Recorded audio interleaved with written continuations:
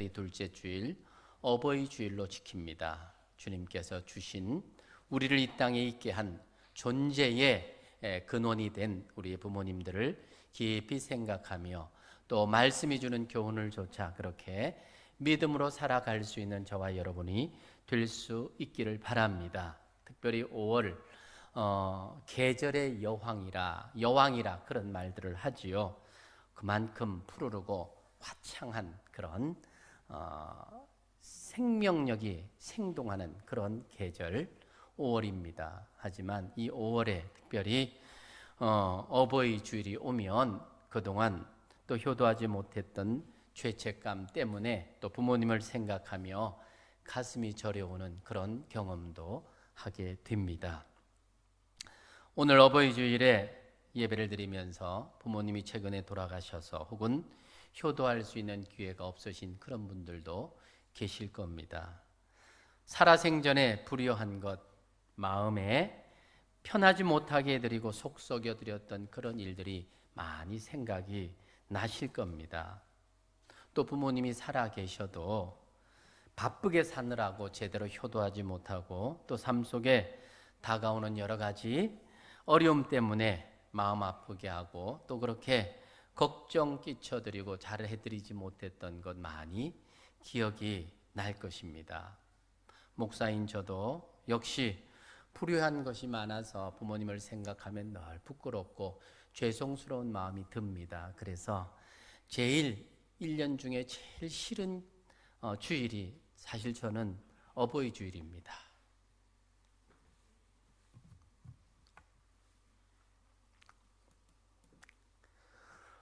혹 자녀들이 제가 부모라고 이것저것 챙겨줄 때는 더더욱이나 내가 이런 거 받을 자격 있나 생각하면서 그렇게 스스로에게 대묻곤도 하지요.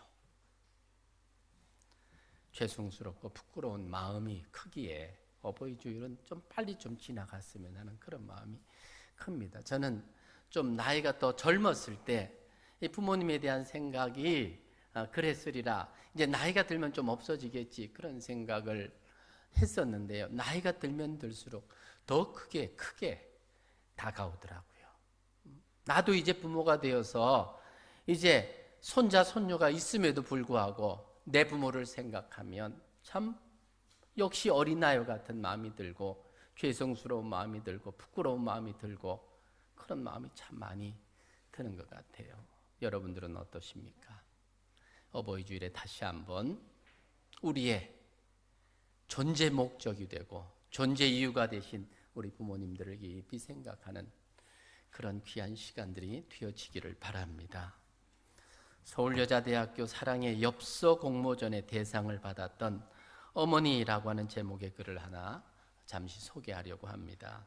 엄마의 위암 판정 소식을 듣고 썼던 그런 글이라고 하지요.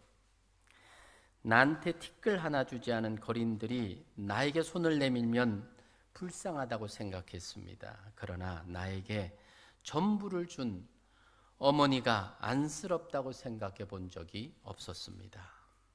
나한테 인사치레 밥 한 번 사준 친구들과 선배들이 참 고마웠습니다. 보답하고 답례하고 싶어 후배와 친구들을 불러냅니다. 그러나 날 위해 밥을 하고 밤늦게까지 기다리는 어머니에게 감사하다고 생각해 본 적이 없었습니다. 실제로 존재하지도 않는 드라마 속 배우들의 가정사, 그들을 대신해서 눈물을 흘렸습니다. 그러나 일상생활에 힘겨워하고 숨가빠하는 어머니를 위해 진심으로 눈물을 흘려본 적은 없습니다. 골방에 누워 아파하던 어머니의 걱정을 제대로 해본 적이 없습니다.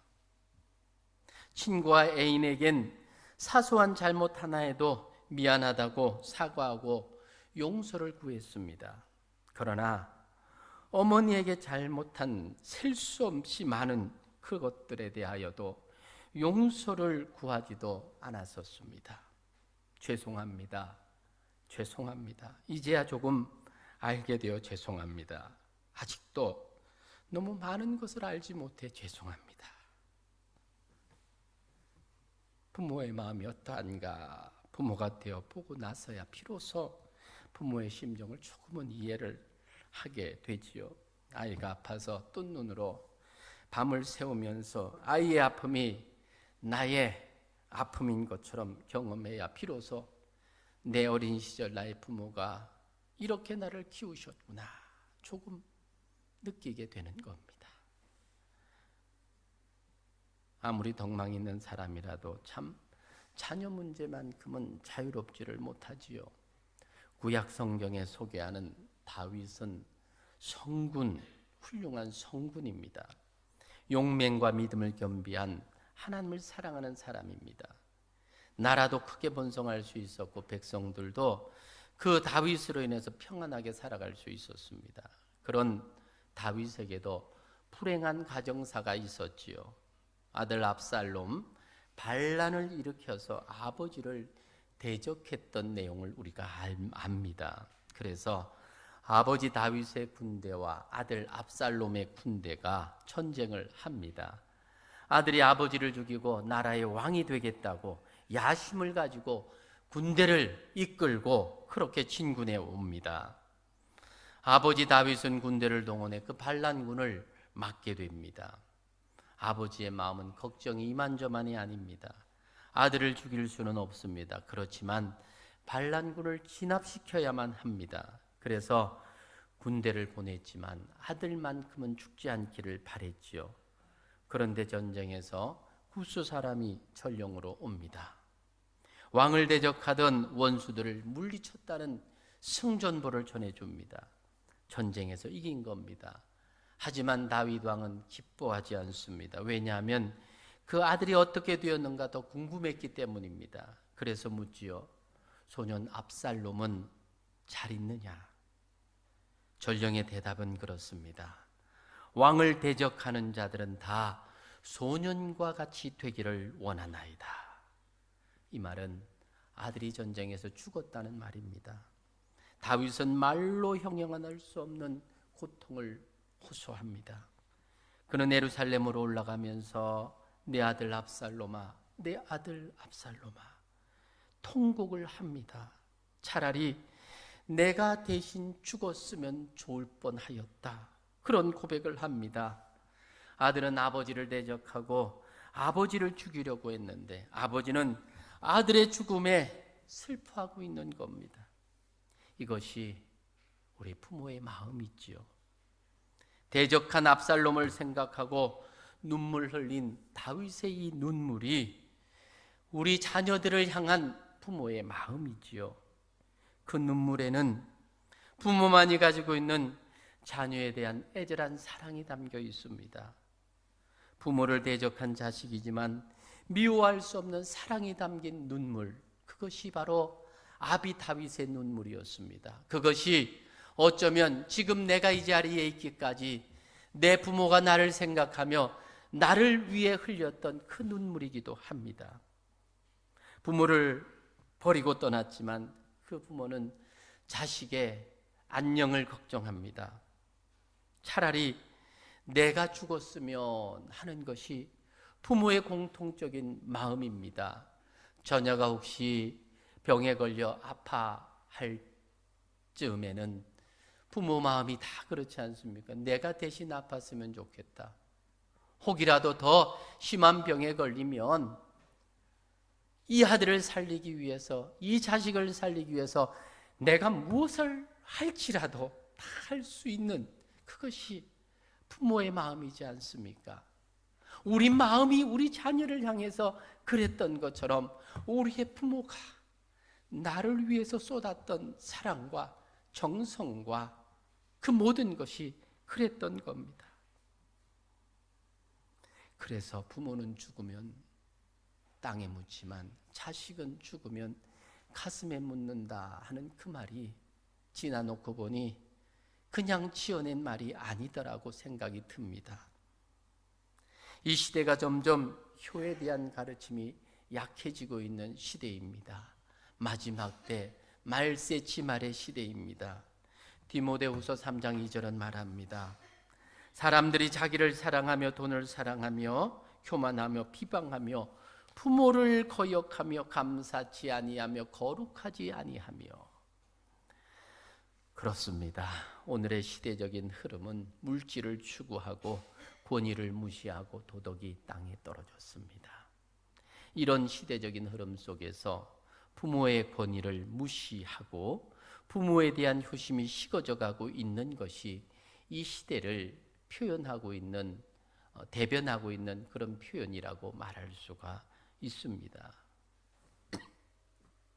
이런 현실 속에서 성도인 우리, 하나님의 자녀들인 우리는 어떻게 부모에 대하여 어떤 마음을 가져야 되는가? 아무리 시대가 변한다고 해도 우리는 여전히 부모에게 효도하라고 하시는 하나님의 그 명령, 그 말씀을 기억해야 합니다. 그러니 부모에게 효도하는 것은 어쩌면 선택사항이 아닙니다. 하나님의 자녀라면 성경이 우리에게 가르쳐 주고 있는 하나님의 준엄한 명령입니다. 오늘도 말씀 안에서 이 효심이 회복되는 귀한 시간 되기를 원합니다. 사랑하는 성도 여러분, 우리에게 부모님을 주신 하나님께 감사합시다. 부모님을 통해서 사랑을 받고 사랑의 눈으로 세상을 볼 수 있게 하셨고 사랑으로 세상을 살아갈 수 있게 하심에 감사합시다. 우리 가운데 부모 없이 이 세상에 태어난 사람은 아무도 없습니다. 오늘 본문을 통해서 자녀된 우리가 부모에게 어떠해야 할지에 대해 주시는 귀한 교훈을 마음에 새기고 결단하고 그렇게 살아가는 우리가 되기를 원합니다. 오늘 본문은 우리에게 몇 가지를 준엄하게 가르쳐주고 있습니다. 그 첫째는 따라합시다. 부모님께 청종하는 자녀가 되어야 합니다. 청종한다. 말 뜻 그대로 잘 듣고 순종한다. 그 말입니다. 에베소서 6장 1절도 말하지요. 자녀들아 너희 부모를 주 안에서 순종하라. 이것이 옳으니라. 그러니까 잘 듣고 순종하는 것이 자녀의 바른 도리이고 그것이 옳은 일이다.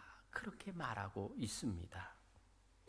하나님께서 자연계의 기본, 자연의 원칙이 있는 것처럼 우리 인간 세계의 기본적인 삶의 원칙이 있습니다. 물이 위에서부터 아래로 떨어지는 것, 자연의 기본 원리자 원칙이지요. 이처럼 부모가 자식을 사랑하고 희생하고 자식은 그 부모에게 마땅히 효도하는 것, 그것은 하나님께서 우리 인간 세계에 세우신 기본 삶의 원리입니다. 그래서 부모님께 효도하는 것, 이것은 옳은 일입니다. 그것은 성경이 준엄하게 우리에게 가르쳐 주시는 귀한 말씀입니다. 하면 좋고 안 해도 되는 것이 아니라 성경이 우리에게 분명하게 명령하고 있는 명령이기도 합니다. 믿음의 조상인 아브라함을 잠시 생각합니다. 그가 믿음의 조상이라고 칭함을 받기까지 아브라함의 믿음뿐만이 아니라 그 아들 이삭의 아름다운 이 효심이 함께 하고 있다는 사실을 우리는 성경에서 발견하게 된다는 것입니다. 하나님께서 아브라함의 믿음을 시험하기 위해서 마지막 하셨던 시험이 무엇입니까? 100세에 낳은 아들 이삭을 하나님께 번제물로 드리라고 했던 명령이었지요. 아브라함은 아들 이삭을 데리고 모리아 산으로 갑니다. 그런데 그때 이삭의 나이가 약 한 17살 정도로 추측합니다. 그렇다면 아브라함의 나이는 117살입니다. 생각해 보십시오. 이삭의 나이가 17이면 지금 고등학교를 졸업한 그런 나이니까 혈기왕성하고 힘이 117살 된 할아버지를 충분히 이길 수 있는 그런 나이지요. 그런데 그 100열 7살이나 되는 아버지의 손에 의해 결박당하여 번제물 제단 위에 올려지는 이삭을 생각해 보십시오. 그 나이에 얻은 아들을 하나님께 드리는 아브라함의 믿음도 참 소중하게 바라보아야 할 대목이기도 하지만, 자신이 죽을 줄 알면서도 아버지의 손에 순순히 결박당하는 이삭의 이 모습을 우리가 간과할 수 없다는 겁니다. 무엇이 이삭이 그렇게 하게끔 했을까? 바로 이삭이 아버지 아브라함에 대한 순종 때문이었습니다. 이삭은 아버지를 청종하는 순종의 아들이었지요. 그 순종은 자신의 생명을 담보로 한 순종이었다, 그렇게 말할 수가 있습니다. 이건 정말 쉬운 이야기가 아닙니다. 내가 죽을 줄 알면서도 아버지가 하시니까 그대로 순순히 아버지가 하는 대로 자신을 맡기는 그 이삭의 행동, 바로 여기에서 우리는 부모에게 청종하는 효심이 가득한 이 이삭의 모습을 발견하게 된다는 것입니다. 과연 우리가 이삭이었다면 그럴 수 있었을까? 내 아버지가 나를 번제물로 잡아들이기 위해서 나를 꽁꽁 묶어서 번제 제단에 올리는데 아무 반항하지 않고 그렇게 올라갈 수 있을까? 쉬운 이야기가 아니지요. 요즘은요, 부모가 조금만 나이 들어도요, 자식들이 부모 말 안 듣습니다. 부모를 골동품 취급합니다. 귀찮게 여깁니다. 지나놓고 보면 부모님께서 내게 했던 그 말들이 다 살이 되고 뼈가 되는 말들이었는데, 그때는요 왜 그렇게 듣기 싫었던지, 하나에서 열까지 잔소리로 들리고 이쪽 귀로 듣고 저쪽 귀로 흘려버리고 순종하는 것처럼 듣는 척하면서도 하나도 듣지 않았고, 그것이 당연한 것으로 여겼는데 생각해 보니 참 그랬던 것 같습니다. 과연 이삭의 이 순종이 나도 가능할까? 저로서는 불가능한 일이었다고 생각을 합니다. 아버지가 자식을 위해서 희생한 이야기는 종종 듣지만 아버지의 믿음을 위해서 자식이 희생하는 일은 거의 없지요. 그런데 지금 이 이삭의 이야기는 우리에게 정말 좋은 귀감이 됩니다. 과연 내 부모에게 내가 어떻게 할 수 있을까에 대한 교훈이 이삭의 행동을 통해서 확인된다는 것입니다. 순종이라고 하는 단어는 두 단어의 결합어입니다. 아래서 잘 듣는다 라는 동사가 결합된 말입니다. 부모의 부모된 위치를 인정하고 내가 그 아래에서 말씀을 잘 듣는다는 뜻으로 쓰입니다. 그러므로 순종은 이 청종으로부터 시작이 되는 것입니다. 부모의 말씀을 잘 듣는 것이 우선입니다. 부모에게 청종한다는 말은 아비의 말을 사려 깊게 듣는다는 말입니다. 우리가 부모에게 순종해야 하는 이유는 부모라고 하는 하나님이 주신 고유한 지위 때문입니다. 그가 돈이 많고 권세가 있고 잘났기 때문에가 아니라 부모라고 하는 그 권위 자체가 성경은 마땅히 우리가 청종해야 될 대상이라고 말하고 있는 것입니다. 동화책 속에 나오는 청개구리 이야기를 아시지요? 엄마가 무슨 말을 하든지 거꾸로만 행하는 고약한 심보를 가진 새끼 청개구리 이야기입니다.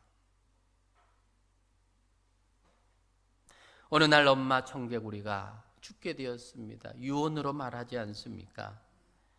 이 새끼의 나쁜 마음을 너무나 잘 알고 있던 엄마 청개구리, 자기가 죽으면 물가에 묻어달라, 그래 유언을 합니다. 만사를 반대로 해야 직성이 풀리는 새끼니까 그렇게 유언을 해야 산에 묻을 것이라 판단을 한 거지요. 그런데 엄마가 죽게 되었을 때에 그때서야 그 새끼 청개구리가 정신이 번쩍 듭니다. 그리고는 처음으로 엄마 말대로 효도한다고 그 엄마 청개구리를 유언에 따라 물가에 묻었다 하는 이야기이지 않습니까? 뒤늦게 효도한답시고 물가에 장사를 지내고 나니까 비만 오면 떠내려갈까 봐 개굴개굴한다. 그런 동화책 속의 이야기입니다. 남의 이야기가 아닙니다. 혹시 이 청개구리 이야기가 우리의 이야기는 아닙니까? 평상시에 불순종하다가 돌아가시고 난 후에 철들면 이미 때는 늦은 겁니다. 사랑하는 여러분, 혹 부모가 살아계신다면 잘하십시오. 잘하셔야 합니다. 간곡히 부탁드리는데 잘하십시오.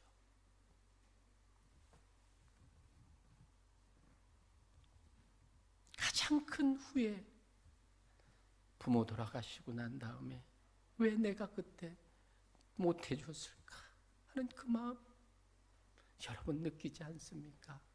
혹 살아계시면 잘하십시오.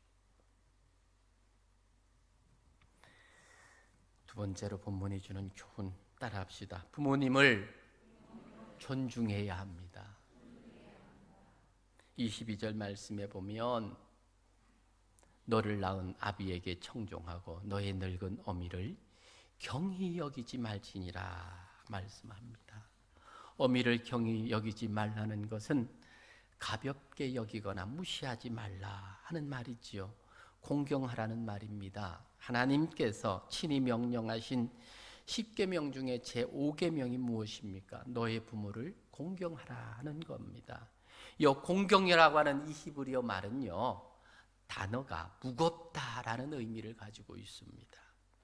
앞서 인생의 길을 거쳐가신 부모님께서 우리가 도저히 흉내내거나 상상할 수 없는 삶의 무게, 경륜의 무게, 인식의 무게가 있는 법입니다. 바로 그 무게를 인정하는 것이 부모를 공경하는 것입니다. 그 무게를 인정하게 되면 귀히 여기게 되는 거지요. 내 부모의 재산이 얼마나 있는지, 내 부모가 얼마나 출세한 분인지, 얼마나 많이 배운 분인지 상관없이 그분이 자식으로 태어난 데 대한 긍지가 있어야 참된 효도의 요건이 되는 것입니다. 부모는 공경받아야 할 대상입니다. 이전에 우리가 어렸을 때는 사랑 주는 대상이었지만 이제는 공경받아야 할 대상입니다. 내가 어렸을 때는 그분이 나의 보호자였지만 그분이 연세가 들고 힘이 없어지면 이제 자식은 부모의 보호자가 되어 주어야 하는 겁니다. 출애굽기 20장 12절은 말합니다. 너의 부모를 공경하라. 그리하면 네 하나님 여호와가 너에게 준 땅에서 너의 생명이 길리라. 나이 많아 힘없는 어버이를 공경하라고 하는 10계명의 5번째 계명, 그분들이 가정에서 혹은 교회에서 중요하게 대접받게 하라는 그 말입니다. 어버이가 나이 많아서 육세적으로, 정신적으로, 사회적으로 힘이 없어지면 가정에서뿐만이 아니라 사회에서도 무시당하기 쉽습니다. 이 세상에 누구도 땅에서 떨어진 사람 없고 하늘에서 떨어진 사람 없고 땅에서 솟아난 사람 없습니다. 오늘 내가 서 있는 이 자리는 앞선 우리의 어른들, 우리의 부모님들의 땀과 수고의 얼룩진 역사의 결과이지 않습니까?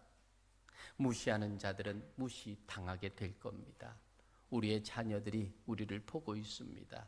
내가 내 부모에게 어떻게 하는지 그들은 똑똑히 보고 있습니다.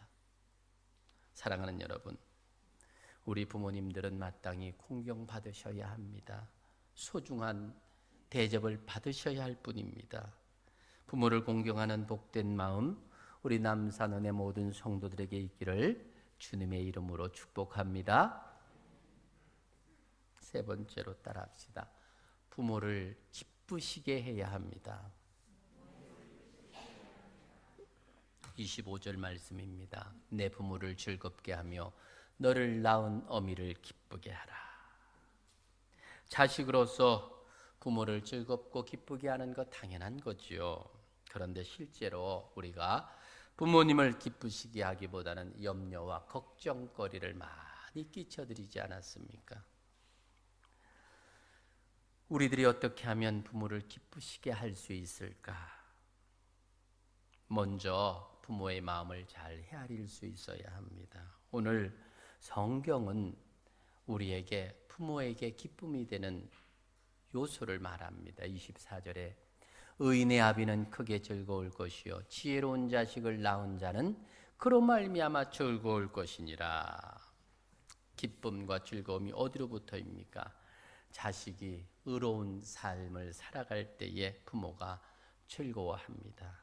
신앙적인 삶을 살아갈 때에 부모의 기쁨이 되는 것입니다. 지혜로운 자식이 부모를 기쁘게 한다 하였습니다. 지혜의 근본은 하나님이시니 하나님이 주신 지혜로 부모를 기쁘시게 하는 자녀들이 되어야 한다 말씀합니다. 사랑하는 여러분, 우리는 부모이면서 또한 자녀이기도 합니다. 우리의 부모님들 작은 일에도 감동하는 분들입니다.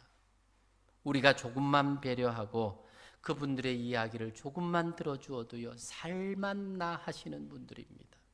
실제로 늙어가면서 겪는 고통 중에 하나가 외로움이라고 하지요. 마치 빛에 살이 하나씩 떨어져 나가는 것처럼 사랑하던 사람들이 하나 둘씩 떠나갑니다. 자식들은 결혼해서 떠납니다.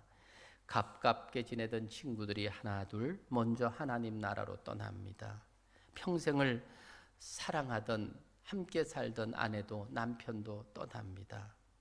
외롭게 남은 빗살 한 가닥처럼 홀로 남은 세월에 그 깊은 외로움이 밀려오는 겁니다. 그러니까 우리의 부모님들에게 좀 더 따뜻한 배려와 세심한 섬김이 필요한 겁니다. 사랑하는 여러분, 사람들이요 나이 들수록 공통적으로 후회하는 게 하나가 있지요. 부모님 살아생전에 효도하지 못했던 거, 그것만큼은 참 후회 막심하지만 돌이킬 수 없는 것이기 때문에 늘 안타까워합니다. 부모님이 내 존재의 뿌리입니다. 부모 없이 태어난 사람 우리 중에 누가 있습니까? 우리를 키우시기 위해서 자신의 모든 것을 희생했습니다. 평생 동안 다 주었으면서도 더 주지 못해서 안타까워하며 그런 것이 부모의 심정입니다.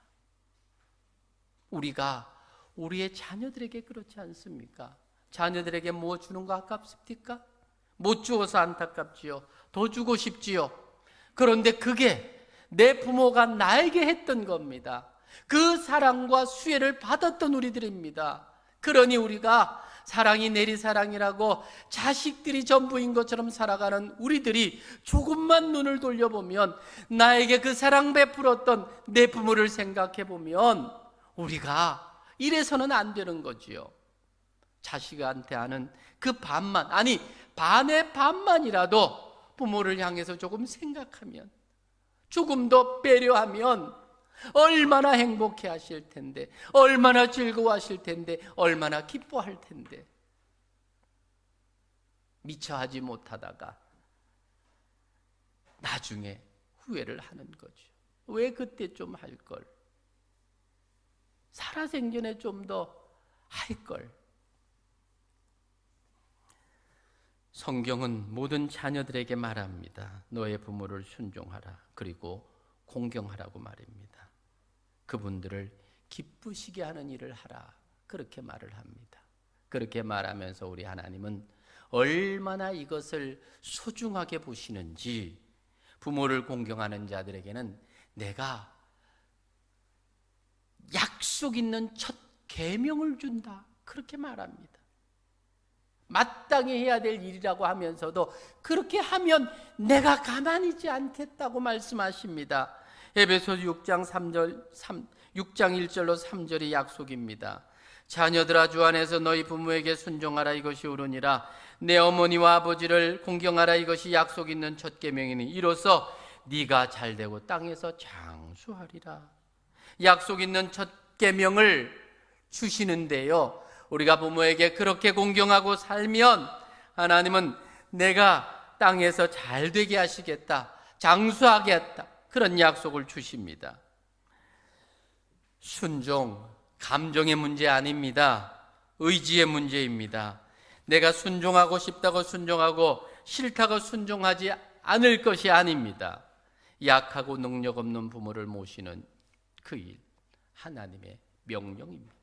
그러니 혹 하기 싫더라도 의지적으로라도 해야 하는 일입니다.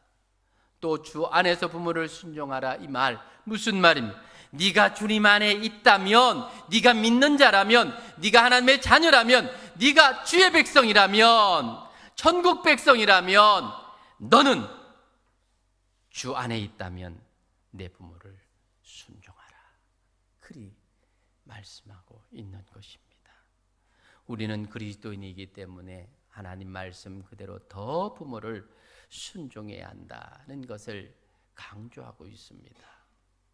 순종이 마음으로 하는 것이라고 하면 공경은 실제적으로 부모를 섬기며 돕는 것을 말하지요.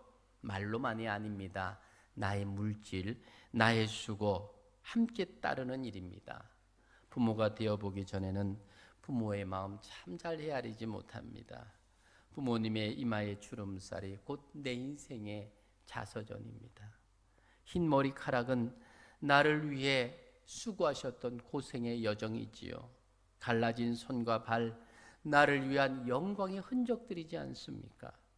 사랑하는 여러분, 부모님께 잘하셔야 합니다. 나이 드신 부모님이 이제는 더 이상 내 삶에 도움이 되지 못하고 짐처럼 나의 삶의 무게로 다가오신다고 불평하지 마십시오. 이전에는 그분들이 나의 보호자였지만 이제는 내가 그분들의 보호자가 마땅히 되어 드려야 하는 겁니다. 돌이켜 공경하십시오. 비록 그들이 힘이 없고 나에게 도움이 되지 못한다 손치더라도 부모이기 때문에, 어른이기 때문에 마땅히 공경을 받아야 하는 것, 이것이 주님이 하나님의 자녀인 우리들에게 분명하게 가르쳐주고 있는 성경의 진리입니다. 부모가 항상 내 곁에 있을 것 같지만 그렇지 않습니다. 잠시입니다. 정말 연세 드신 분들 다 느끼지만 그렇지 않습니까? 우리의 부모님들 날 위해 참 고생하시고 애 많이 쓰셨는데 지금 내 곁에 있으면 참 잘해줄 수 있을 것 같은데 그때는 내 삶도 어려웠고 나도 여유가 없었고 그러다 보니까 찾아갈 거 못 찾아가고 챙겨줄 거 못 챙겨드리고 그러면서도 당연히 여기며 사랑 내리 사랑이라고 생각하며 그래 살아왔는데 이제는 좀 살만하니까 그래서 좀 부모님을 생각해보고 뭔가 해주려고 하니까 어때요? 더 이상 내 곁에 없잖아요. 안타까운 상황. 돌아가신 그 무덤에 예쁜 꽃 하나 갖다 준들 그분이 봅니까? 상다리 휘어지도록 믿는 사람은 그렇게 하지 않지만 제사상 차려둔다고 그분들이 와서 먹습니까? 살아있는 동안 잘하셔야 합니다. 내 곁에 있는 동안 잘하셔야 합니다. 떠나고 나면 후회할 일인데 왜 그렇게 부모님이 나한테 조금 잘못했다고 소원해서 찾아가지도 않고 전화도 하지 않고 애 끓게 만들고 힘들게 만들고 그거 잘못하는 겁니다. 그러면 안 돼요. 그러면 안 돼요. 여러분, 내 부모가 다 돌아가셨습니까? 그러면 교회 안에 우리가 섬겨야 할 우리 어르신들이 부모님이 있지 않습니까? 잘하셔야 합니다. 잘하셔야 합니다. 한 번 찾아갈 거 두 번 찾아가시고, 한 번 전화할 거 두 번 전화하시고. 여러분, 전화 아무것도 아닌 것 같지요? 전화 한 통화가요, 그들의 삶의 활력소입니다. 내 삶이 바쁘다고 우리 부모님들 너무 외롭게 만들지 마시고, 너무 내 삶의 부분에서 주변인으로 만들지 마시고, 나를 있게 하신 그분들을 위해서 다시 한번 마음을 같이 해서 성경이 가르쳐 주시는 그대로 청종하고 경히 여기지 말고 존중히 여기고 그를 기쁘시게 하는 그런 마음, 바로 그것이 오늘 부모를 향한 자식이 도리라고 주님 말씀하고 있습니다. 가슴 치며 후회해도 기회가 없는 그때가 오기 전에 주어진 기회를 잘 선용하고, 혹 우리들 가운데 부모님들과 관계가 소원하신 분이 있다면 그러면 안 됩니다. 다시 회복하고 용서를 구하고 부모님을 존중하고 존중히 여기고, 그래서 성경이 말씀하는 그대로 주님이 주신 약속 있는 첫 계명 잘 되고 창수하는 복도 누리는 복된 우리 남산은에게 성도들 되시기를 주님의 이름으로 부탁합니다.